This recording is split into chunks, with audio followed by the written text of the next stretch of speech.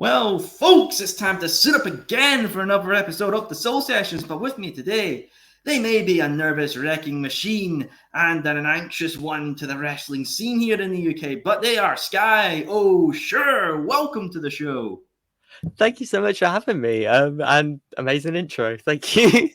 It's that Scottish tang. I always try to give it my best, the Scottish It did sound accent. very grand. It was great. Thank you. Well, I'll go with the try. But Skye, what I love to do is with every guest, they have a story, and every story has a beginning. How did your story begin within the world of professional wrestling? I feel like my story is a little different to a lot of people. A lot of people, especially who start training, they've been like fans all their life. They like know it inside out. They've loved it since they were a kid. Maybe they went off it for a bit when they were a teen and then came back to it. I discovered about pro wrestling existing in like 2018, I think it was.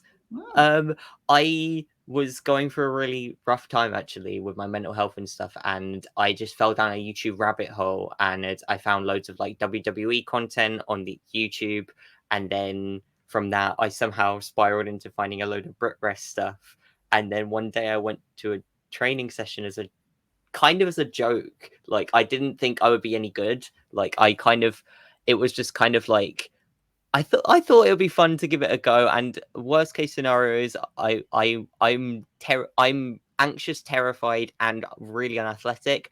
I will just go home and never do it again. But it was like the most fun thing ever, and the bit continues. And now I guess that it's not a joke anymore. It's gone too far, and I'm here. I don't know.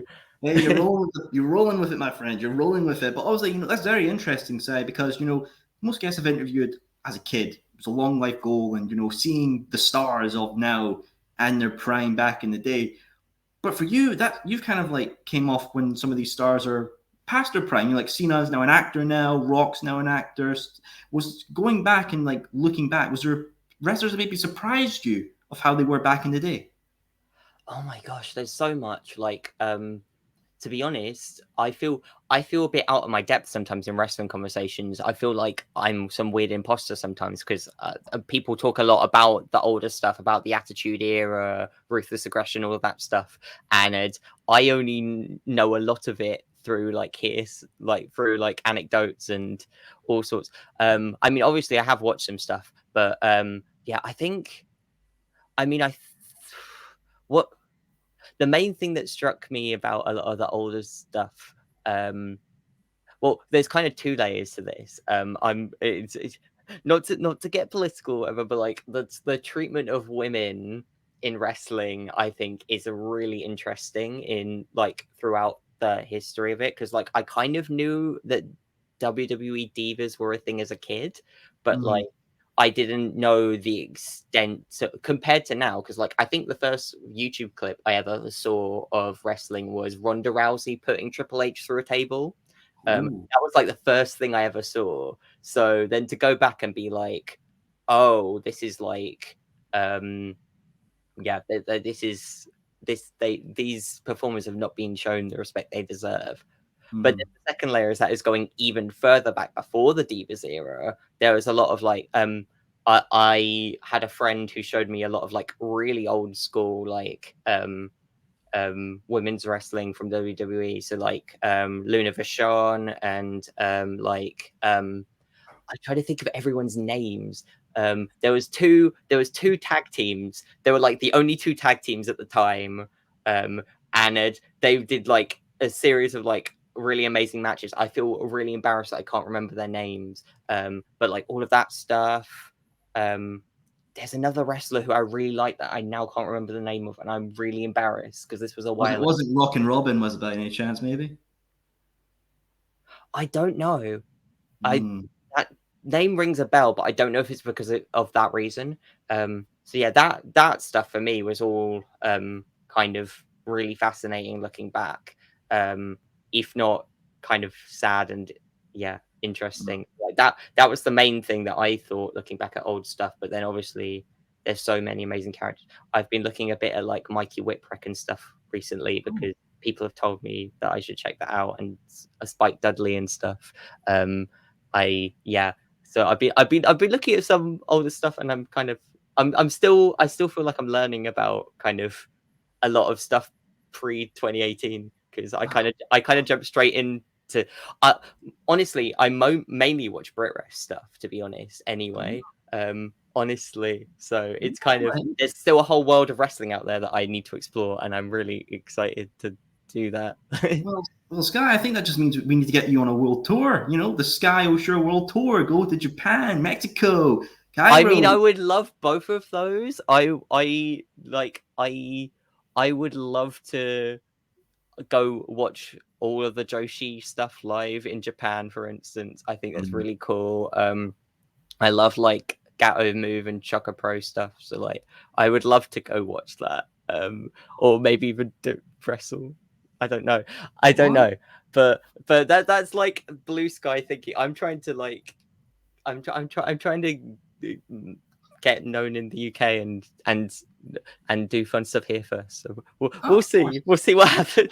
Exactly, surprises all around, my friend. But you mentioned the Joshi side of wrestling. You know, I've had wrestlers who have went over and done that. You know, I've had Jana Kai from the States, Nightshade down in England, and Session Wolf Martina in Ireland, and they talked about how that environment was so learnable and informative of learning that kind of style. What is it you think about not even just the Joshi style, but Japanese style of wrestling that is so informative and learnable for people? That's really tough because I've never done it. But I don't know. I think it connects with people in a way because of kind of how much saying Japanese style of wrestling kind of feels a bit derivative in a way because there's lots of different styles of wrestling in Japan, but like kind of just the amount of fire and how kind of seriously they take it is still fairly like kayfabe is still fairly it's at least a lot tighter there than it is here in a lot of cases, even in cases where they're like literally wrestling dolls and things. Like there's some reason it still feels like a lot more serious and like there's a lot more fire and energy in the performances. It's about, from what I know anyway, it's about really attacking the mat and really really showing fighting spirit, which I think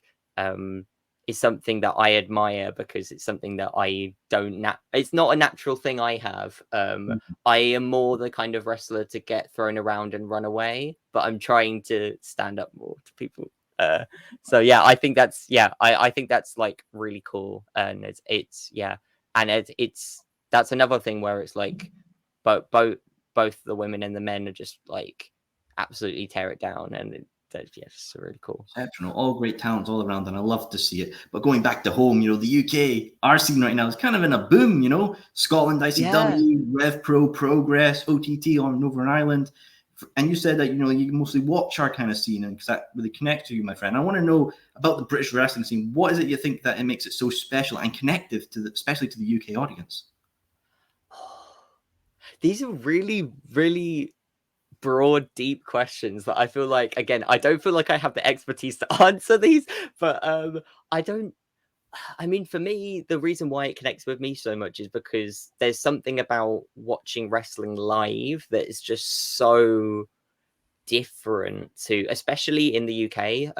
I think we're really lucky here that our crowds are like really, I don't know, they're really lively, come up with all these chants, really kind of get behind all of the performers, like no matter kind of their level, like everyone just kind of wants to have a good time, and there's a lot of interaction between the audience, and which I know happens in wrestling anyway, but like I feel like UK crowds really kind of connect to that, almost like watching a panto or going to a football game, or just like there's just something about a UK crowd that's just like so lively. And see, there's nothing like seeing wrestling on TV or like even recorded back. Sometimes what is actually the performers are actually doing kind of feels a bit sanitized sometimes, and like it doesn't quite hit you here as much as seeing it live. So that's why I love it, because I'm lucky enough that I can go to a lot of shows, especially being in London. So there's just always great wrestling around. I just feel really lucky, so that's why it connects with me personally. But and also get to watch all my friends wrestle as well, and that's just so cool. Exactly, that family part of wrestling as well, the big connective community you'll build. But I'm kind of jealous you're in London because you're prime for AEW All In. I have to travel down by train, so I'm stumped, mate. That's the worst I'm part. so excited. I'm actually I miss Money in the Bank, which I was really gutted about, because like Money in the Bank's like my favorite pay-per-view, and it was in London, right where I am, and I didn't go, and I'm gutted. But All In is gonna be, I'm really excited. Oh yeah, I mean, I remember when then Money in the Bank tickets came out and those prices. I was like, "Oh, could I have a double take there?" Oh God, I that's was like, there's no way I'm even gonna get a ticket, let alone be able to pay for it. oh, I don't know why. Why do you think WWE didn't pick a bigger venue or something? Because they must have known we were gonna be passionate for it. Yeah, I don't know.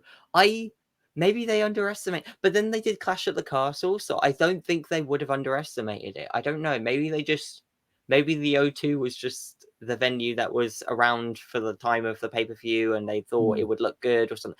I don't know what the thought process was, or maybe they just wanted to really completely pack it out because it was like packed that day. But yeah, I don't know. I don't run the WWE. Maybe It's Triple H difficult. It's really difficult to say, isn't it? It is indeed. Maybe Triple H got a meal deal in it included. Maybe a bottle of Iron Brew and a sandwich, and then he got the OT. Maybe that's why I'm Yeah, going with I that. mean, I That's the feel head. like you always go for the meal deal. Indeed. But let's talk about AEW All In, because the card's getting announced and things are coming together. So I want to run through it with you, Skye, and I want to know your reaction and thoughts on these matches. So first of all, Oh my god, okay, because I'm a bit behind on this. I want to know what the current thing is. Right, strap yourself in, viewers. We're getting a live reaction here. This is an exclusive all around. Oh no! Oh no! I've set myself Let's start off with the women's match. We have Hikaru Shida, Saraya, Toni Storm, and Britt Baker fighting for the AEW Women's Championship. I want to know, Skye, who do you think is taking that belt home? I mean, realistically, it's on Shida right now, right? I think It realistically, and because I think she's incredible, I think she'll retain.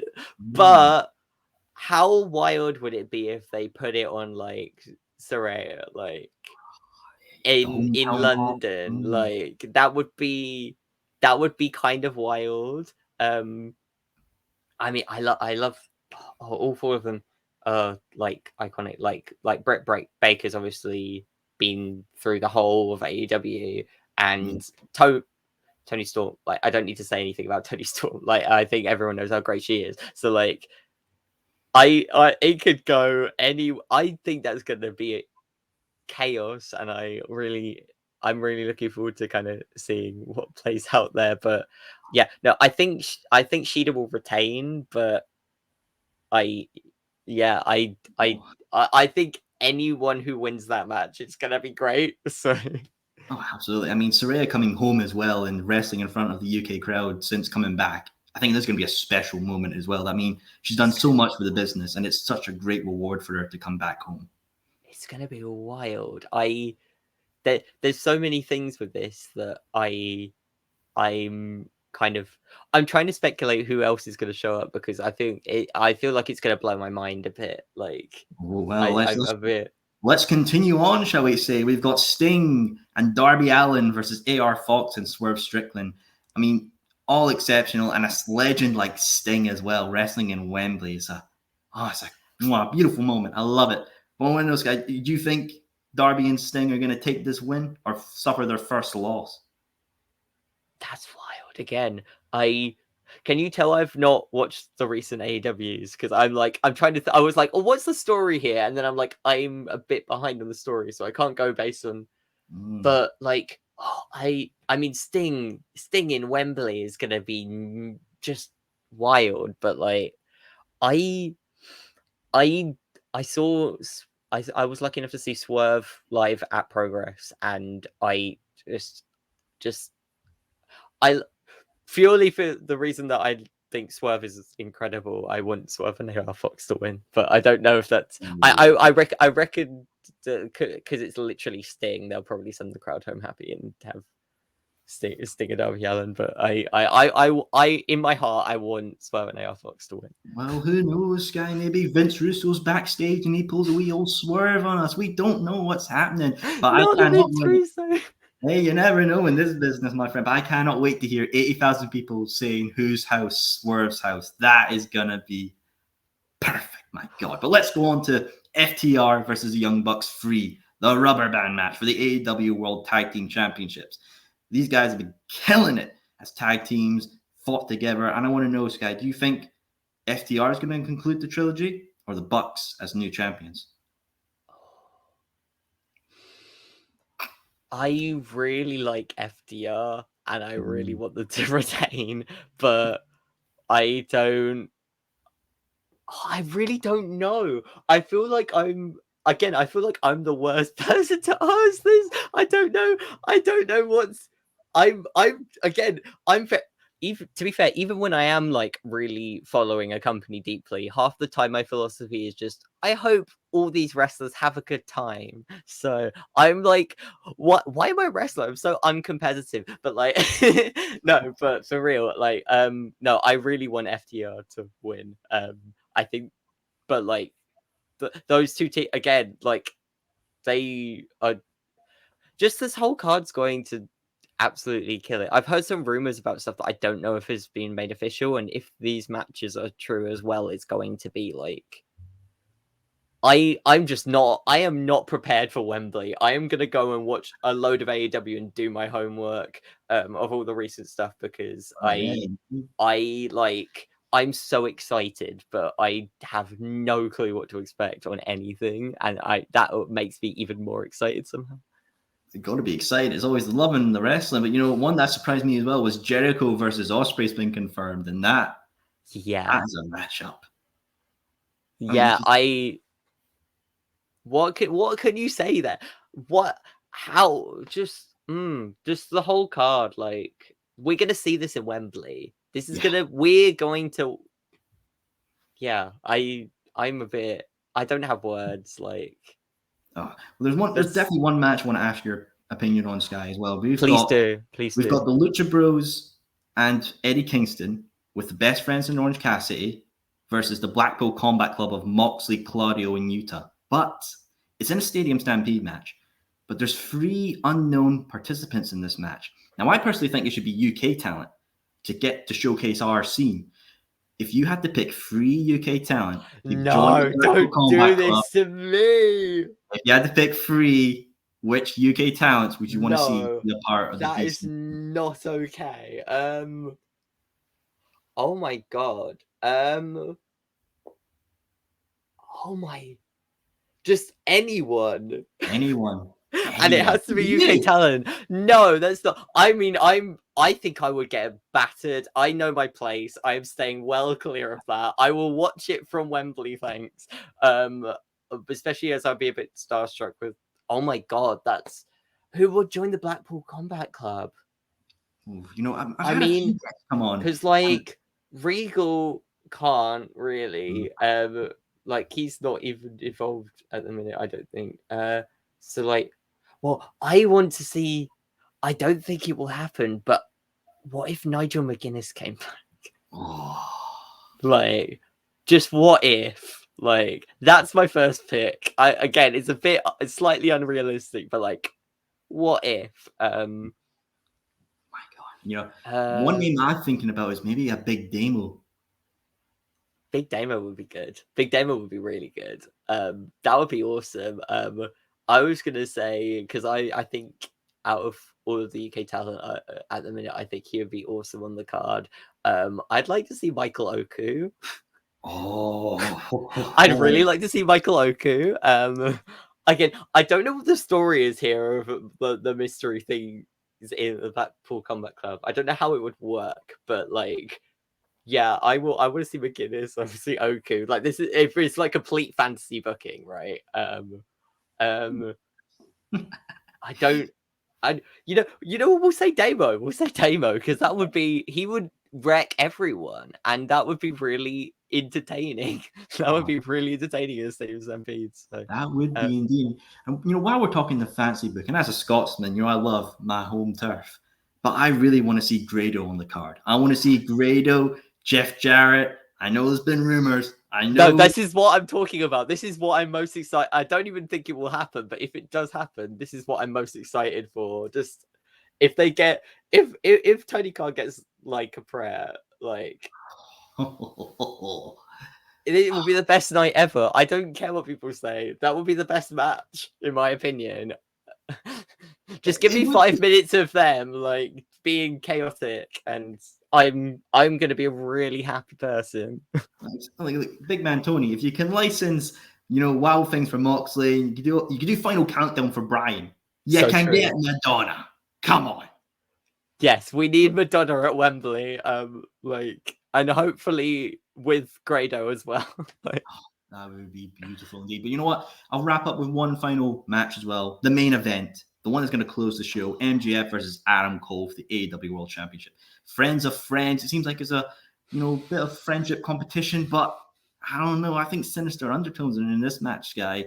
Do you think? I've heard that it's getting a bit awkward now because they've been killing it as a tag team with their whole double clothesline and everything.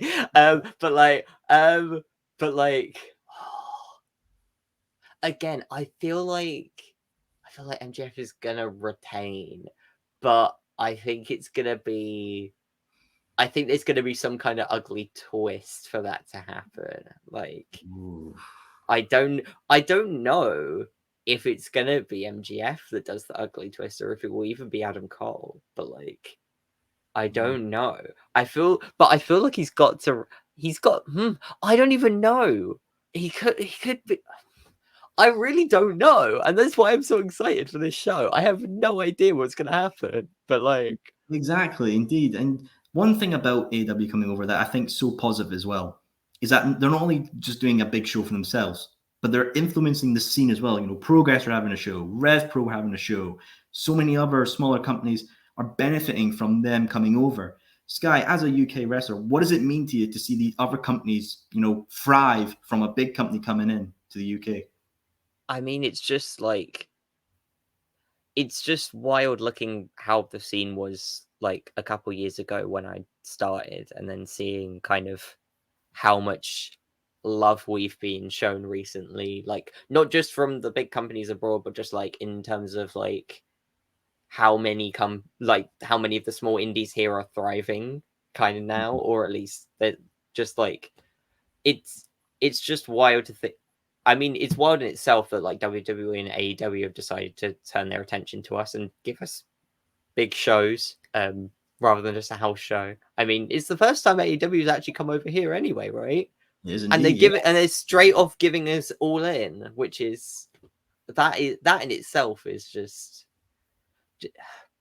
it's just amazing to see. There's so much love being given to it, and there's so many more eyes on what's going on over here. And I feel like with All In weekend and everything, if people want to go to all of the shows that are before and after, I feel like that's going to get so many more eyes on it, and I think that's an incredible thing, really.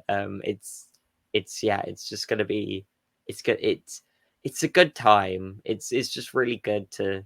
I'm lucky. I feel so grateful to be even the teeniest part of the scene right now. Like, there's just so much cool stuff going on.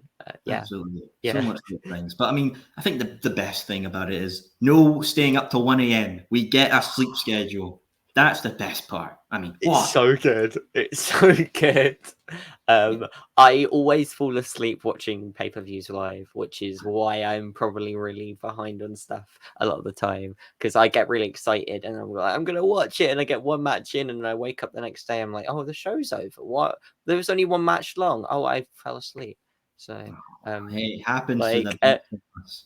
Yeah, whereas that won't happen here. Hopefully, if I fall asleep at Wembley, that'll be really impressive. I Yeah, but Beau Belles will have to watch me on that one. Oh, well, have a couple of Red Bulls on the standby just in case. You can never be too worrying. So true, so true.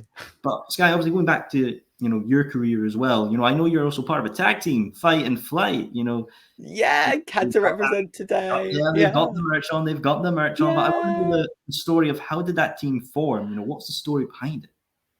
Well, the story behind it is basically me and Beau Belles, we were before the pandemic, we were training together at the London School of Lucha Libre, um, uh, which was in Bethnal Green. It's unfortunately doesn't exist right now, but yeah, we both kind of came up through then at around the same time, but just before the pandemic, we kind of had basically our first like little training show together.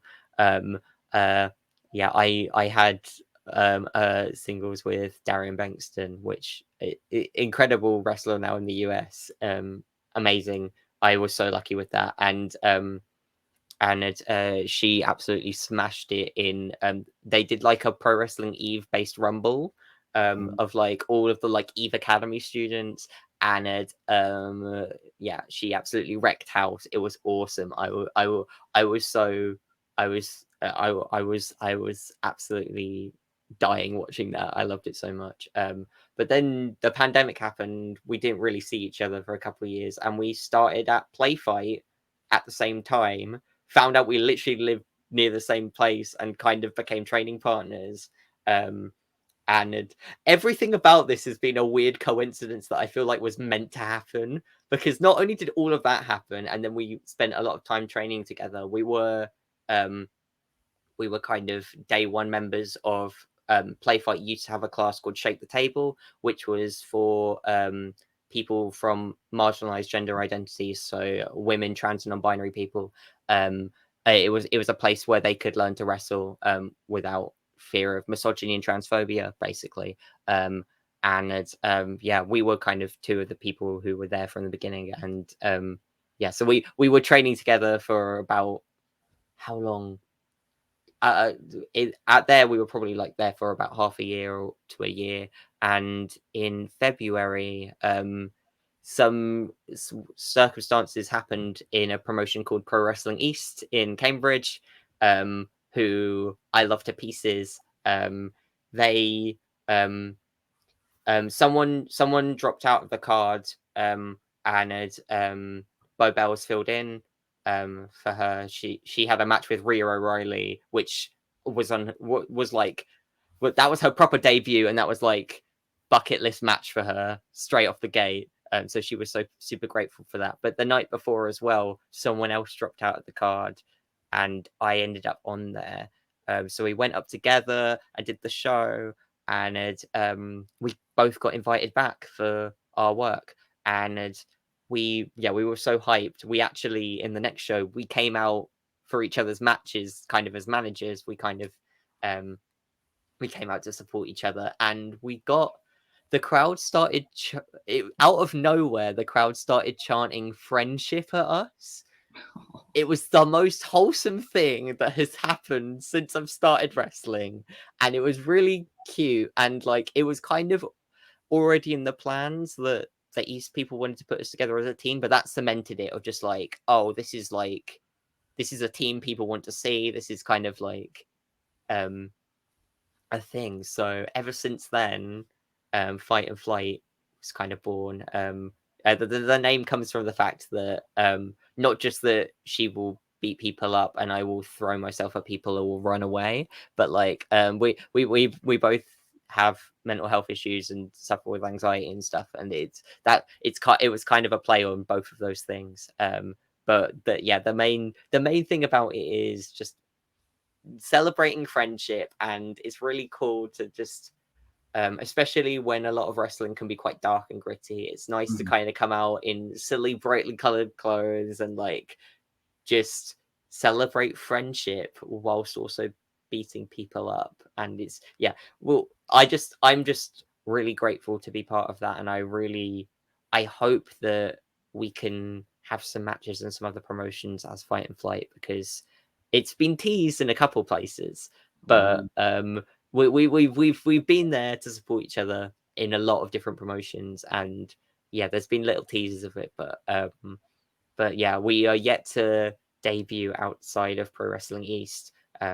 So we would love that opportunity at some point, but we just have to wait for that to happen. I think people still are a bit hesitant when it comes to intergender wrestling sometimes, even though I'm non-binary, all my matches are intergender. But like, yeah, Exactly. It's a very yeah, interesting but point you bring that up because, I've had Adonis Payne on, who's a tag team champion with Artemis, in Ultimate Bro British Wrestling. And they talked about how they're breaking down that kind of standard. There has to be a male and a male tag team, or a woman or a woman. And I like the idea of, breaking that down because, we sometimes see rosters have issues where they have a men's tag title and a women's tag title. I mean, it should just be the one whole thing. I mean, for yourself, Skye, obviously with Fight and Flight, do you feel like we're hopefully getting down to that day where we're breaking down the norm of tag team wrestling and intergender wrestling? I'd like to think so. Obviously, I wouldn't credit me and Beau for doing that. I think that's just it's a tradition we're carrying on. But no, we were really grateful in East that even though they have a split men's and women's division in the singles, in the tag division, any combination of genders is allowed to compete, and they've really kind of championed us in that and been really kind of positive with that. But people like the Odyssey,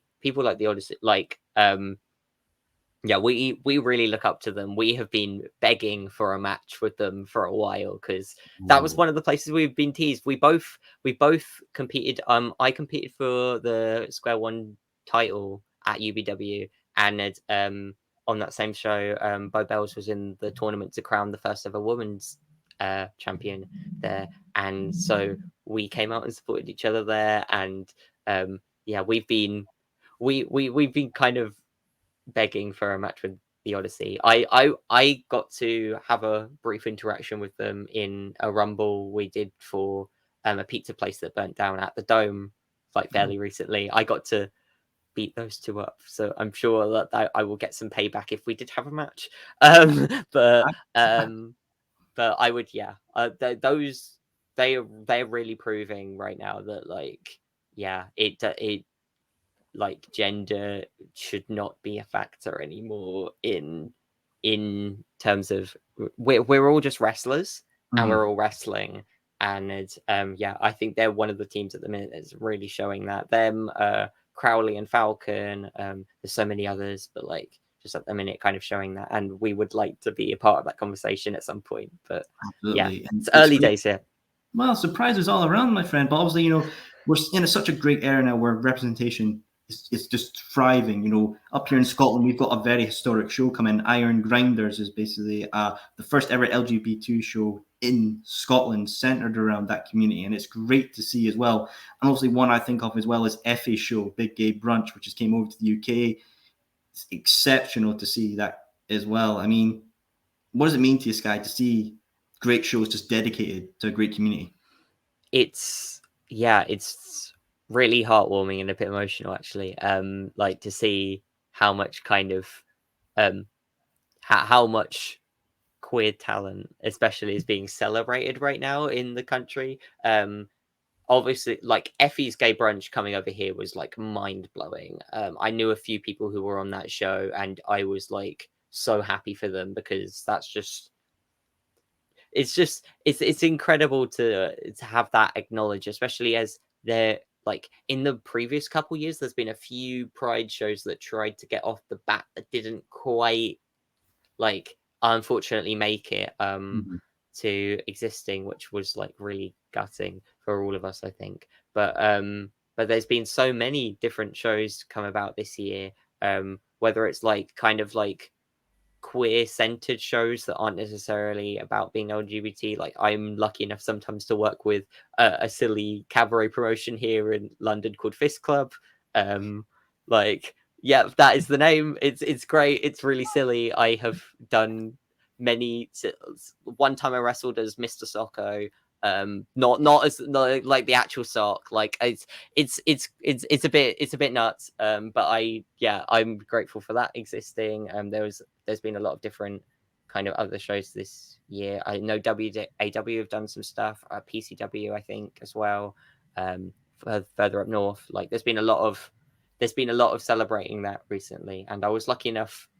I think one of my favorite moments of my career at the minute as well was doing Purpose ran a Pride show, which all the money for that was like going towards AKT, which is a charity that basically helps kind of LGBT youth who are in difficult housing situations or homeless.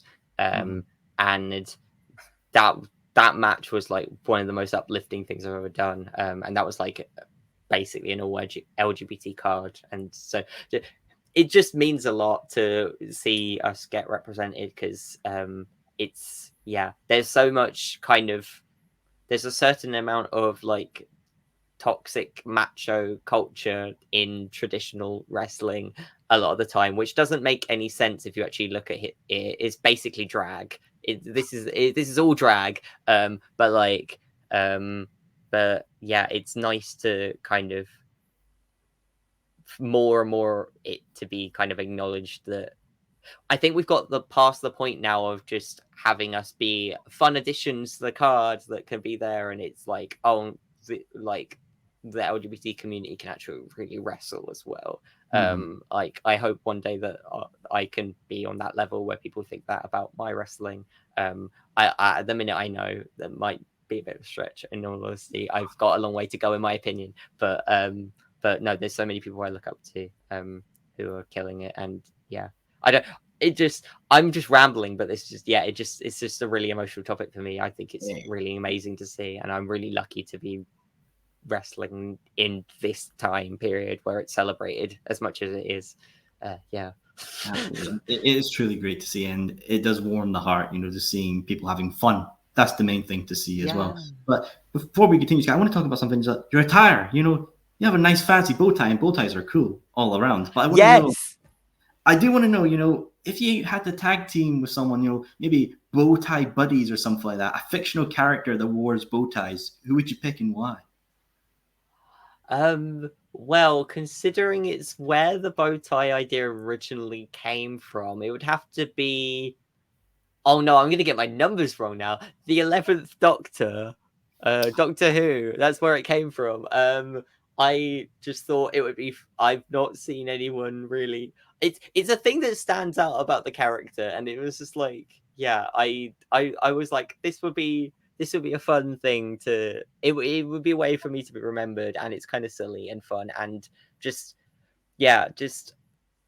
I think tagging with the Doctor would be great because he could like time travel and stuff, so he could work out what happened at the end of the match and correct it and stuff.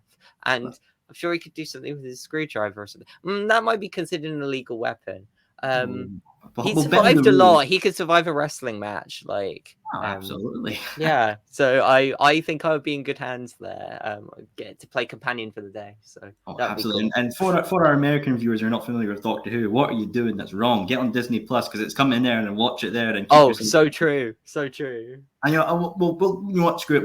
We'll divert from wrestling because I love Doctor Who myself. Grew up with David Tennant and Christopher Eccleston, the good times. He's back. That's going to be wild. What happened there? I don't know. The best thing ever. And, the 60th is this year as well. David Tennant, and Catherine Tate back. Such a good edit for the show as well. But also, Ncuti Gatwa is becoming the Doctor after Tennant. A great moment as well. And, what do you think getting, Doctor Who to the UK is sort of like, I would just say on the same level as the NFL to the States and all that. Such a historic thing for us. What do you think Doctor Who means to the UK media scene? Again, at large. That's a really tough question. Again, I feel like it's quite personal to everyone. I'm trying to think. I'm not even sure if I could describe why I love Doctor Who so much, because it's the whole concept when you explain it to someone is very wacky, but maybe that's why I enjoy it so much. I kind of love for me, one of the things that I love about Doctor Who is that it's kind of always been kind of a little ahead of its time in terms of representation and in terms of kind of there's a lot, like as much of a lot of Doctor Who is like really silly kind of aliens that they made up. That might be being a bit dismissive, but like a lot of it is like very fictional, or like yeah, there's also a lot of it that's involved looking back on history and thinking about kind of what what we should learn from the past as well. And it's all about kind of loving the planet and kind of protecting our community in a way as well. Yeah, those are the things I love about it. But also just wacky silliness that keeps changing every season. Crazy enemies, and like just it's just a show that can kind of keep going forever and not really get old. Like I just yeah, but I don't know what I feel like everyone's relationship with these kind of things is different. Like I'm sure that you have different meaning that is associated with it for you and stuff. So Of course, it brings me back to the good old days of 2005 and having a nice, sweet, relaxing day. love that. That's where it takes it to me. But obviously, the Doctor has had many iconic outfits: the 6 with the rainbow coat, 4 with a long scarf, celery stick with 5, 9 leather jacket, 10 in. Well, he's had 2. I want to know, Skye, besides obviously the 11 Doctors with the bow tie, any other Doctor attire you could pick as an entrance gear? What would you pick and why? I really, at some point, want to do Jodie Whittaker's gear. Oh, nice. I really want to do a gear based on that because I love it. It's got the little rainbow motifs. It's got the suspenders. It's like very Skye. And I think she did an incredible job recently. It was nice to see a more kind of positive, uplifting Doctor. I feel like she was done a bit dirty on the script front, if I'm honest. But I think like it was a energy, especially after like we had Peter Capaldi's really dark, gritty Doctor. Like I think it was really refreshing to see, and I think her gear would look really cool, like the big coat. Like it would be such cool entrance gear as well. Like I would love to do something based on that at some point. I don't know if I ever will, but like it's something I have thought about ever since I saw that iconic outfit. So you should think about it. You could sell on T-shirts and everything. You'll be a merch machine. You'll be getting that money. We'll see. I do not have any solo merch at the minute. I just have Fight and Flight stuff. I might be getting something sorted soon. We'll see about that. But secrets, we've got to keep those. Can't give out. Yeah, I mean, it might be a secret. It might not even happen. We'll see. But yeah, I mean, to be fair, this is all the merch I need. Right, we were so happy when we got this design done for these t-shirts. Like, we accidentally chose every color imaginable, which means they were really expensive. But yeah, no, they've gone down really well, and we're really surprised because of how new we are. I think people were nice, like. I think it was kind of like a design that was kind of friendly for all the family, which is what we try and be. I think a lot of people really enjoyed it and thought it was fun. So yeah, we're really grateful to anyone who bought our merch. Thank you. Gotta buy. But I want to talk about a company that I wasn't too familiar with until I did my research. Was Riotcabaret. It's a hell of a place. For our viewers who might not be familiar with Riot, could you explain the company to them? So Riotcabaret. Oh god, I James and Sean, I hope I do this justice. So it's a company that happens at the Clapham Grand, which is this big venue in South London. It's probably the most gorgeous place that I've ever been in to watch wrestling. Like it has a big chandelier, there's a big stage. It's like really gorgeously done, and the kind of whole the name kind of says itself. It's Riotcabaret. It's very much inspired by kind of cabaret and other art forms that are going on, and big characters and performance, but then also like really kind of intense wrestling from like some of the biggest names in the scene at the minute. There's a lot of like when NXT UK closed down, there's a lot of talent from that came straight to Riotcabaret. And I think that's kind of a testament to kind of what a kind of grand stage it's already become. And it's fun as well because it's on a Tuesday night. So it's like midweek wrestling is like an opportunity for everyone to just have a good time and have fun. It's quite lighthearted, but it's also like just really good wrestling on the whole. And like it's like, yeah, I've been part of the crew since the first show, and I just, yeah, I unfortunately missed the last one, but there's one coming up just before All In, and I'm so excited to be there and see all of the chaos that goes down, because it's always a wild ride. They have a match usually called Cabaret Carnage, which is so chaotic that the most memorable ones of those is Charles Crowley and Session Moth Martina once did a match that was actually a Disney musical. What? Watch it on YouTube. It's the best thing I've ever seen. Well, I hope it's on YouTube now. Oh God, I hope it's actually. I'm pretty sure it's on YouTube. It is. Yeah, they each sing a song and then it turns into a wrestling match, but it's all set to Disney music. The whole thing, and it works. You have a mission. Yeah. You have a mission now, Skye. If that is not on YouTube, you need to get that footage and get it on the internet. I need to see this.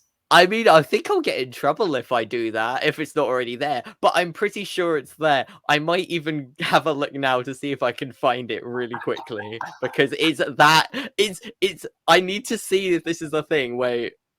Oh, surprises all around you. I mean, music that's thinking in my mind now is like Cinderella, Little Mermaid, or maybe more modern. Yep, there it is. There is proof. It exists on the internet. Go watch it. It's one of the craziest things I've ever seen in wrestling.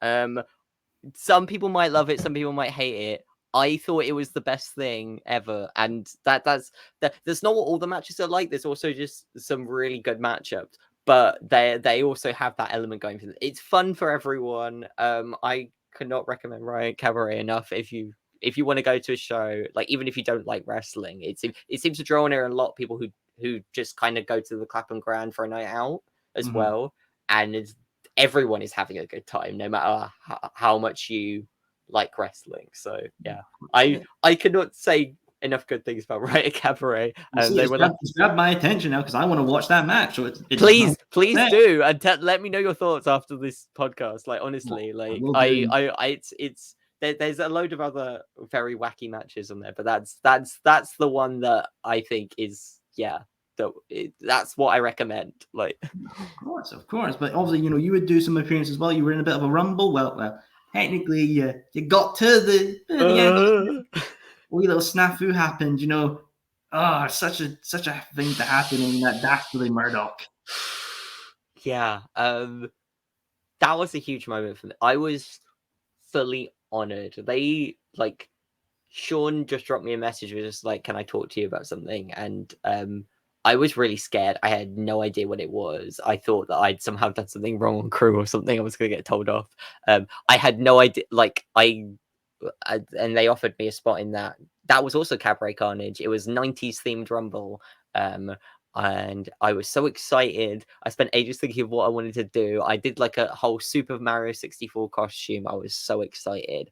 I got out, I do my little Mario pose, and I get clocked from behind and kicked in the private parts and bounced off the whole of the stage. It was not my finest hour. I didn't even get to fight Mr. Blobby, because Mr. Blobby was in that match, which again is a thing that happens at Riotcabaret. It was the actual Mr. Blobby. It was not a wrestler in a Blobby costume. It was the actual Mr. Blobby in a wrestling ring. I also recommend watching that match, not just because I'm in it, because because that is a thing that happened. I was just so honored to be a part of that, and even if it ended really tragically, but I got my revenge on the next show. I got my revenge. Indeed you did, my friend. Indeed you did. And obviously Mr. Blobby, the most notorious UK villain, scarring the minds of children for longs of times. Oh, God. Oof. Sorry, bringing me back there. I'm just having flashbacks to bad times with Mr. Blobby. Keep that away. Me and Simon Miller spent a lot of time that day talking about how terrifying Blobby is. I hope Blobby didn't hear, because I am scared that Blobby is going to hunt me down. But it's fine, because Blobby didn't even see me. I got taken. I had to be carried to the back before that even happened. So that was the one advantage of that. All cleared, my friend. No worries about that. But obviously, you mentioned there, you wrestle Murdoch after and get your revenge on that. What did that mean to you to have that moment? Again, I didn't even process it had happened until like days later. Like I got off, and the first thing I thought about was like, did I do a good job? Or like I was so caught in that I forgot the fact that I just won my debut match at Riotcabaret in front of loads of people, and I didn't have an anxiety attack and run away. Like I just, it's Murdoch, someone who I've known again since being at London School of Lucha Libre, and he's someone I always wanted to face. I didn't want those to be the circumstances that we had to fight, but like it was kind of, yeah, it was mind blowing that they immediately kind of were like, yeah, no, we'll do this match with you. We'll let you have we'll let you have a chance to have a moment, and yeah, and it was all chaos. Joe Lando was involved, who was incredible. Yeah, I'm shocked how well that moment went over. Because I literally am a nobody there. I help out on the crew. I dressed as Mario one time and got kicked in the privates. Like the warm response that I got from that was like, yeah, I feel really grateful, and I really hope they have me back to prove that I can win more than like one match with a bit of CPF interference. So I'd love to go again, but obviously that card is so stacked full of like incredible talent. I'm just lucky to even be in the room with them. Like, Of course, just yeah. I just, yeah, it's still something that I don't think really happened, because like it was such a huge moment, and I'm I thank you, Riot Cabaret, for giving me that moment. Like honestly, I just, yeah, it's just, yeah, Exactly, my friend. a lot. It's just I'm just a lot. I'm very emotional today, apparently. Hey, don't worry, my friend. But I want to ask Wheelo. I like the dream match, the fantasy situation, and I want to know. Say if Effie's Gay Big Bunch came back to the UK and you got a spot on the card and got to have a match with anyone. Oh my gosh! Who and why? No, that's not fair. There's a whole scene of US. There's like a whole scene. Like for a start, there's so many amazing wrestlers in the UK I want to face. Add on to the fact that there is like all of the LGBT wrestlers in the US that could come over. That's like not even fair. Well, I'll be That's cheeky. not fair. There's a couple. There's a couple. Oh wait, no, I want to hear yours first. Actually, I have a few suggestions of who I'd like to face.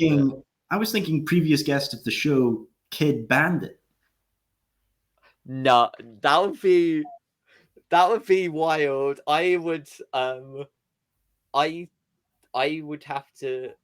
I feel like I'd get run circles around, and it would be amazing. But like it would be, yeah, that would be.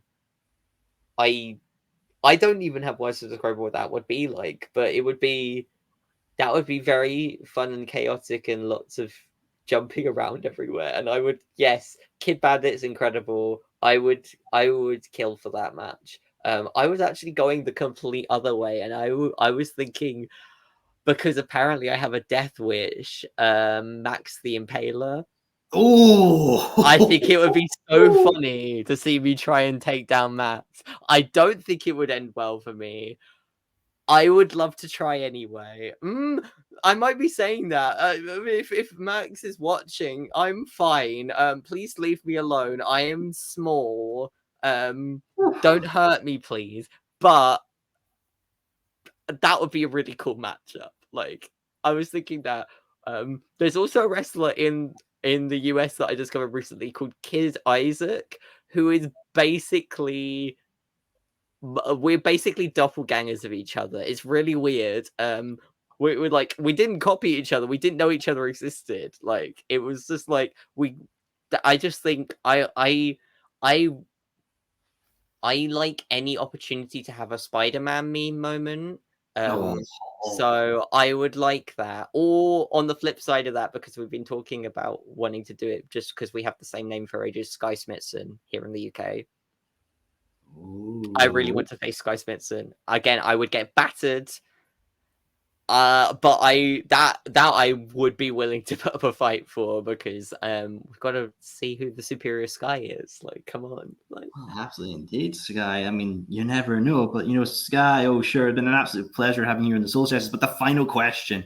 You are a tag team, Fight and Flight. The UK has so many great designed tag team belts. If Fight and Flight had to have a tag team belt over their shoulders because of their design, which tag team belt would you want? Oh my gosh. I now have to think about all of the tag belts in the country. So many good ones. The TNT, Progress, Rev Pro, ICW, OTT up in Northern Ireland. Ooh. Well, my favorite tag belt, I think, and I am biased because I also really love this company and I have been begging them for ages to let me do anything for them. But like, the Resurgence tag belts are gorgeous. They are so beautiful. I don't know if you've seen them. They are like, they're like designed like a whole theater aesthetic. It's really beautiful.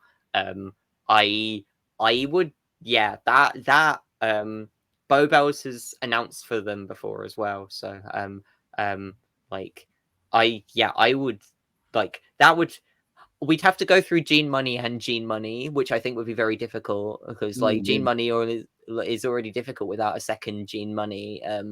But like that would just for the design, that would be the dream. But then also, I mean, again, biased because it's where we work, but like the East tag belt, like all of the East belts are so beautiful. And I would really, because we missed out this time around. We were in the tag tournament recently for East, and it's basically our first tag loss. It's really sad. We were in a really chaotic rumble. We got bad luck really early on by getting kind of annihilated by like the UK Pitbulls. I got like double choke slammed, and while I was like dying, like Beau got choked out, and then I got choked out, and like it's a whole thing. I don't know. Yeah, I think Beau's a bit sad about that. I don't know if she's going to be at the next East because she's actually that gutted.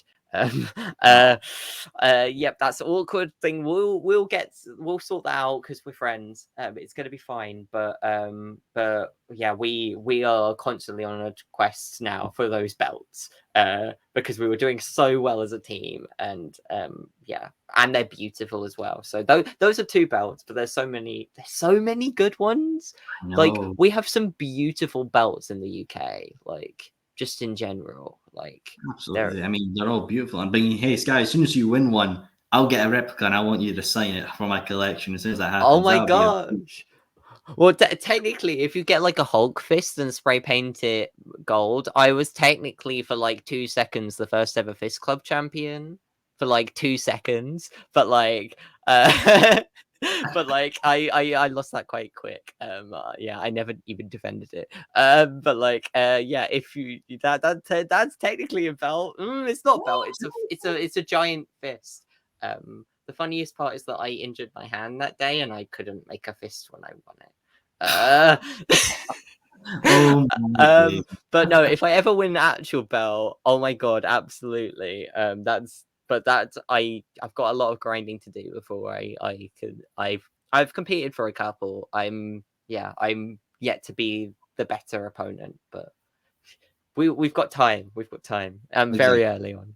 Exactly. As they say, the best part of the journey, is the story that goes along with it. But Skye O.Shure, welcome to the Soul Sessions, and thank you for appearing, my friend. And viewers, remember, if you want to learn more about Skye as well as Fight and Flight, I will have Skye's Instagram description in the video. Click that, follow them, and see their journey. But Skye, thank you for appearing on the Soul Sessions, and everyone, stay classy, everyone. Thank you.